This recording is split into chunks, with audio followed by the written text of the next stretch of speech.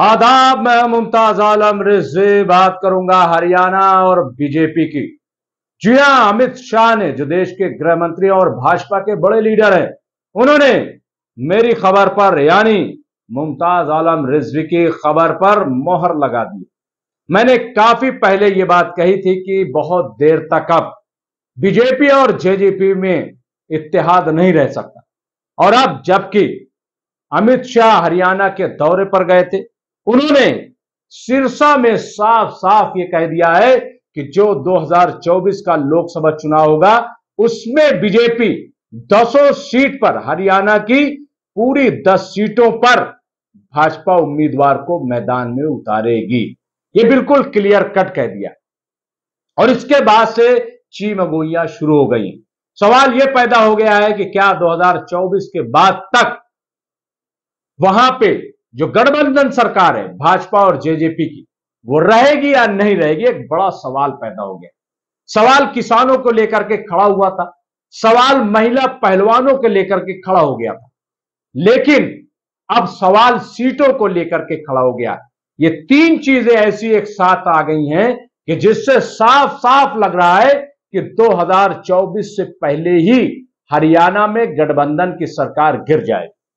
मैंने ये सवाल उठाया था कि अगर सरकार गिरी, गठबंधन बीजेपी और जेजेपी का टूटा, तो क्या कांग्रेस और जेजेपी मिलकर के सरकार बनाएंगे?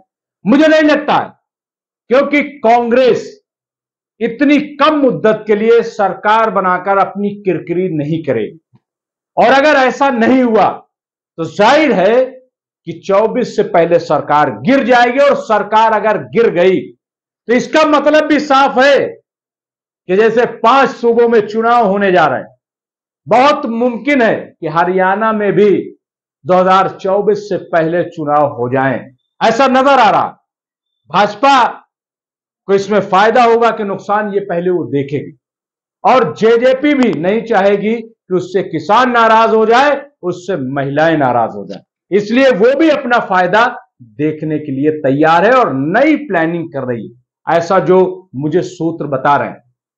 बहरहाल, मैं अगर यह बात करूं कि इस वक्त राजस्थान, तेलंगाना, मध्य प्रदेश, छत्तीसगढ़, मिजोरम और जैसा कि मैंने कहा, खबरें आ रही हैं कि जम्मू कश्मीर में भी चुनाव हो सकते हैं, तो ये 6 राज्य।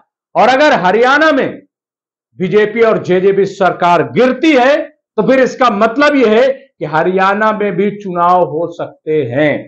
इसकी भी तैयारी होनी चाहिए। और कांग्रेस तो पहले ही से तैयार है। कांग्रेस जो है वो भूपेंद्र हुड्डा की कयादत में पूरी तैयारी कर चुकी है। वो लोकसभा की भी और विधानसभा की भी। अगर आज चुनाव कर दिए जाए तो ऐसा कांग्रेस का कहना है कि हम पूरी तरीके से तैयार हैं। अब नंबर 2 पर बात करूंगा कि भाजपा ऐसा क्यों कह रही। आखिर देश के गृह मंत्री और भाजपा के बड़े लीडर, कद्दावर लीडर अमित शाह ने क्यों यह बात कही कि तमाम सीटों पर भाजपा ही उम्मीदवार होंगे? ऐसा क्यों कहा? इसकी वजह यह है कि 2019 में जब चुनाव हुआ था लोकसभा का, तो उसमें 10 सीटों पर भाजपा की जीत हुई। और इस वक्त जो हालात हैं, 272 के आंकड़े को पार करने वाले, उसमें यह जरूरी हो गया है कि भाजपा उन तमाम सीटों पर अपने उम्मीदवार खड़ा करे जिस पर उसने 2019 में जीत हासिल की थी। अब सवाल यह तो है कि अगर 10 सीटों पर हरियाणा में भाजपा कामयाब हुई थी, तो इनमें से किस सांसद को बाहर का रास्ता दिखा दे और क्यों दिखा दे? और अगर ऐसा भाजपा करती है कि जेजेपी के साथ मिलकर के, तो 2 सीटें, कम से कम 2 सीटें तो जेजेपी को देना पड़ेगा। और अगर 2 सीटें देना पड़ेगा तो जाहिर है कि बीजेपी की सीटें बचेंगी 8। और ऐसे में आप अगर कर्नाटक की सूरत हाल देखें, मैंने इससे पहले बताया था, मध्य प्रदेश की देखें, राजस्थान की देखें, बिहार की देखें और उत्तर प्रदेश की भी देखें और महाराष्ट्र की भी, तो हालात जो है वो पहले के मुकाबले काफी खराब हो गए। मैं बीजेपी के लिए बात कर रहा हूं। अब ऐसे में 272 का आंकड़ा पार करना ये कोई खेल नहीं है, आसान नहीं है। आप देखिए कि उत्तर प्रदेश में भव्य राम मंदिर बनने के बावजूद आप देखिए कि 370 हटाने का नारा लगाने के बावजूद अभी भी उत्तर प्रदेश में छोटी छोटी पार्टियों से भाजपा इत्तेहाद करने के लिए लालायित है। राजभर की पार्टी एक बार फिर उनको मनाया जा रहा है। कहा यह जा रहा है कि जो मगरबी पश्चिमी उत्तर प्रदेश है उसकी 25 सीटों पर राजभर बड़ा असरअंदाज है और इसलिए जरूरी है। जबकि राजभर ने योगी जी को क्या नहीं कहा, राजभर ने मोदी जी को क्या नहीं कहा, लेकिन चूंकि ये सीटों का खेल है, ये कुर्सी का खेल है, इसलिए जरूरी यह है कि इत्तेहाद किया जाए, छोटी छोटी पार्टियों का गठजोड़ किया जाए। अगर कांग्रेस, समाजवादी पार्टी, बीएसपी और पार्टियां एक साथ हो जाएं तो उसको यह कह दिया जाता है कि मोदी को हराने के लिए सब जुट रहे हैं। लेकिन अगर बीजेपी राजभर से, अपना दल से और ऐसे न जाने कितने छोटे छोटे दलों से इत्तेहाद करे तो वो कुछ नहीं, वो तो बहुत सही हो रहा है। तो ये सियासत है।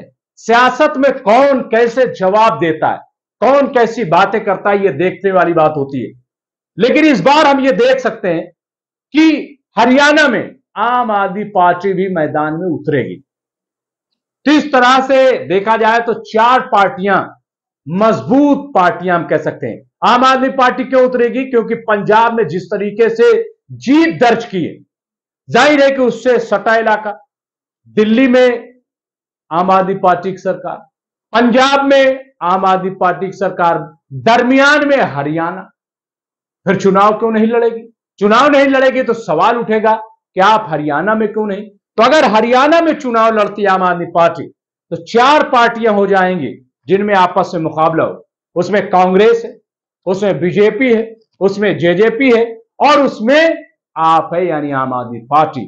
तो 4 पार्टियां वहां चुनाव लड़ेंगी और अगर 4 पार्टियां अलग अलग चुनाव लड़ी तो मैं दावे से ही कह सकता हूं कि इसका सीधा सीधा फायदा कांग्रेस को जाएगा। यह पूरा समीकरण है जो हमने बताया। लेकिन असल खबर यही थी कि हमने जो बात कही थी उस पर अब देश के गृह मंत्री अमित शाह ने तकरीबन मुहर लगा दी।